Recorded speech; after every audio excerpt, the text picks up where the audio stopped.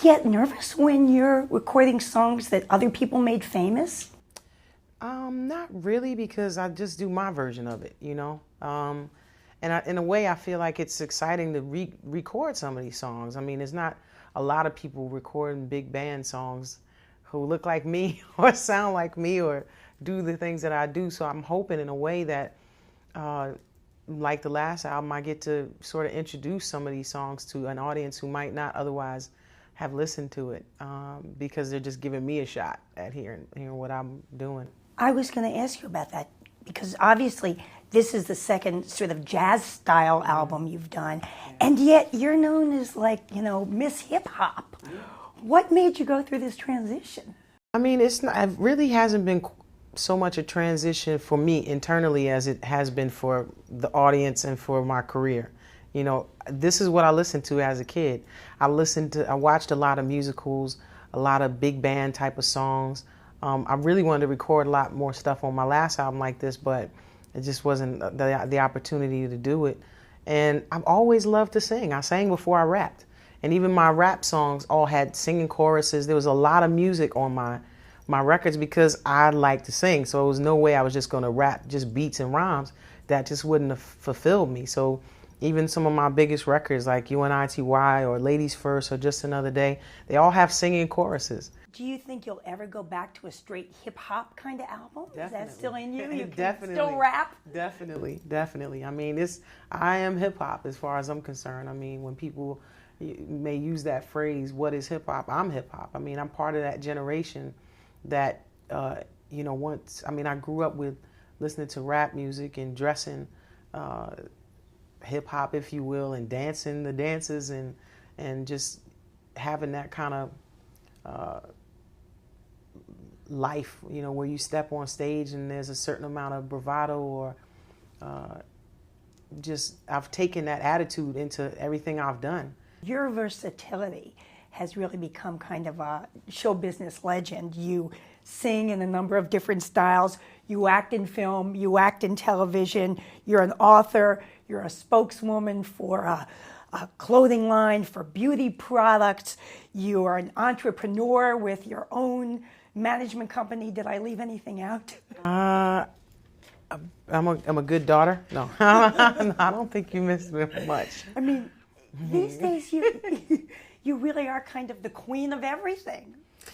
I like to consider myself more of a Renaissance woman, if you will. No, I don't know about the queen of everything, but I've enjoyed doing what I do and having a chance to explore different avenues. And, I feel fortunate. And for me, it was about being able to sort of control my destiny from the beginning. I mean, otherwise I would have signed to a management company as opposed to opening my own company. How did you know that the right thing for you to do was to take control of your own career? I think I was raised that way. I mean, my mom always raised me to not have to depend on a man for anything. So I was always pushed towards education and pushed towards going to college and just being able to control my own destiny, if you will, which means making my own decisions and controlling my own purse strings. The question that everybody still asks is, your real name is Dana Owens. Yeah.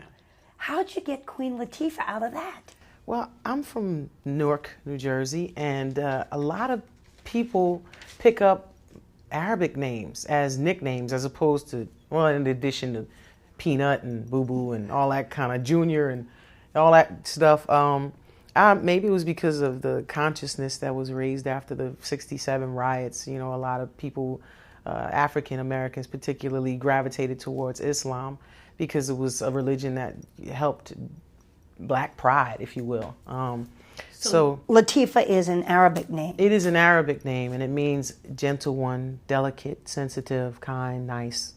And I read this book. My cousins are Muslims, and one of my cousins came and spent the night and brought this Muslim book of names, and the name Latifah was in it. I just was reading through them and what they meant. They all have meanings.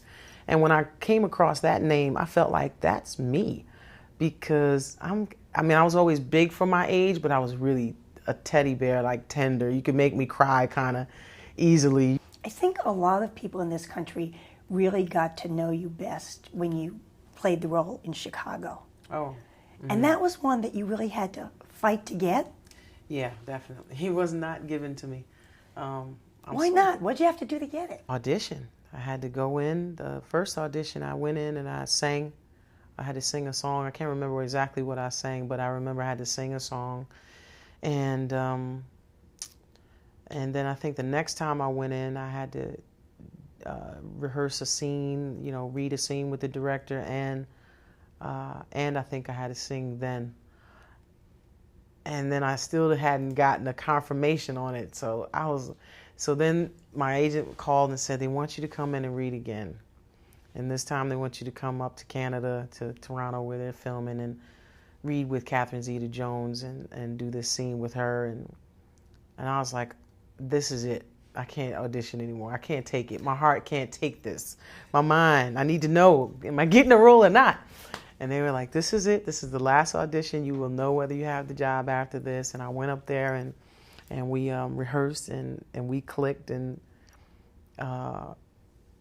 we sang this song together, and it sounded great. And they said I got the job. Do you ever feel like you're kind of going backward in sort of culture, in that here you are part of this edgy rap generation, now you're doing kind of old-fashioned musicals? Yeah, I do. Sometimes I really laugh at it, because that really is what it is. But truth be told, it's what was always in me, and it's what I grew up on. So, I mean, things come around. Things are cyclical.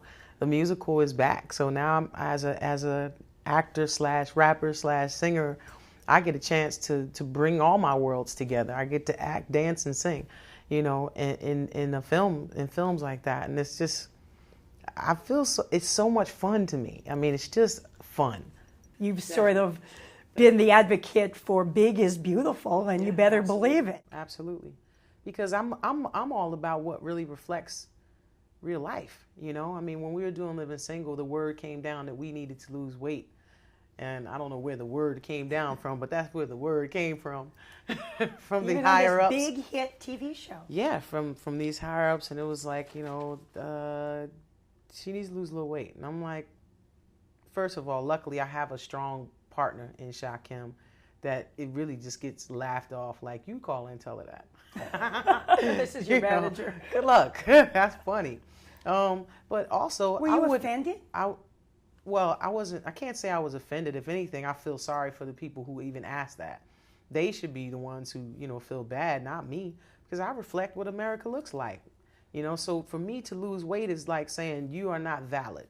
You know, you need to be skinny to count on television. And I'm not going to say that, because I reflect what, you know, we're 4 women who look 4 different ways, 4 different body types, and 4 different sizes. And I felt like we reflected 4 women who live in Brooklyn, which is where this show is supposed to be based out of. Is there some big thing out there that you want to do that you haven't done yet?